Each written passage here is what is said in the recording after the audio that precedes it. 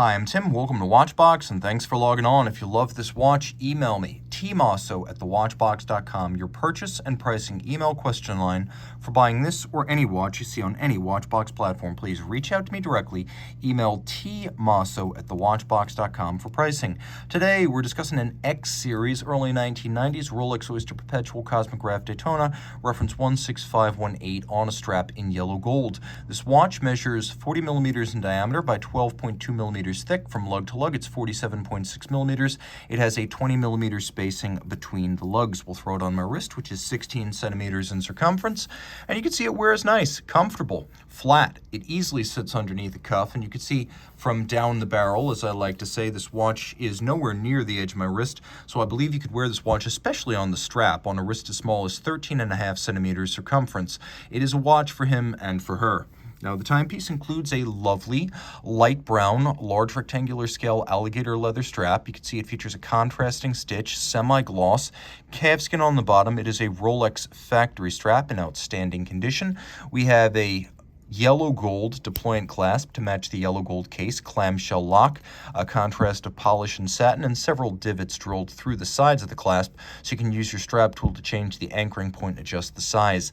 The case is familiar. It's a lovely fluid form with tapered lugs, polished flanks. There is a little conforming end link that's inserted on these factory strap Daytonas to better close the gap between strap and case, so you have that little infill thanks to the end link that's added underneath the bezel. You can see we have screw-down crowns, screw-down chronograph pushers. We have a trip-lock crown, and you can see that is in gold. We have 100-meter water resistance, sapphire crystal, and the dial is white, not silver white. It is truly white, chalk white, and a matte finish.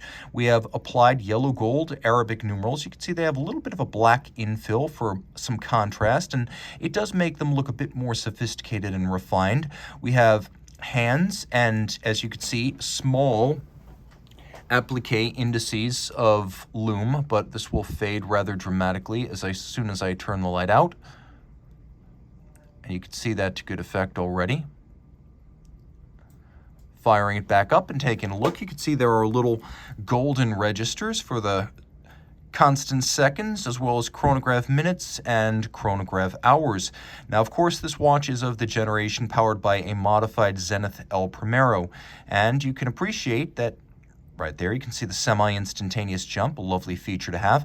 This is an older generation of Rolex chronograph, the first generation to have an automatic movement. Rolex made a lot of changes to turn the Primero caliber 400 into the Rolex 4030. So let's talk about the specs, and then we'll go over the differences. So this is a automatic winding, bidirectional winding chronograph with a 50-hour power reserve, a 4 hertz or 8 beat per second rate. It includes a column wheel function selector with a lateral clutch. Pivots on 31 jewels.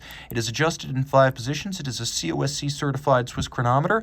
It has an overcoil hairspring for concentric breathing and even timekeeping in any position.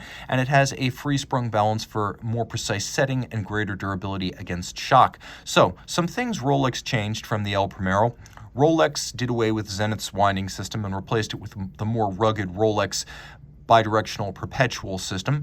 Rolex did away with the flat hairspring and replaced it with a handmade overcoil. Rolex secured a chronometer certification. Rolex replaced the mobile stud index with a free-sprung regulator. And of course, Rolex removed the date and reduced the beat rate from 5 hertz to 4 hertz in the name of reliability. There was nothing unreliable about the Primero. Rolex just wanted to go above and beyond because Rolex is historically very conservative about such things.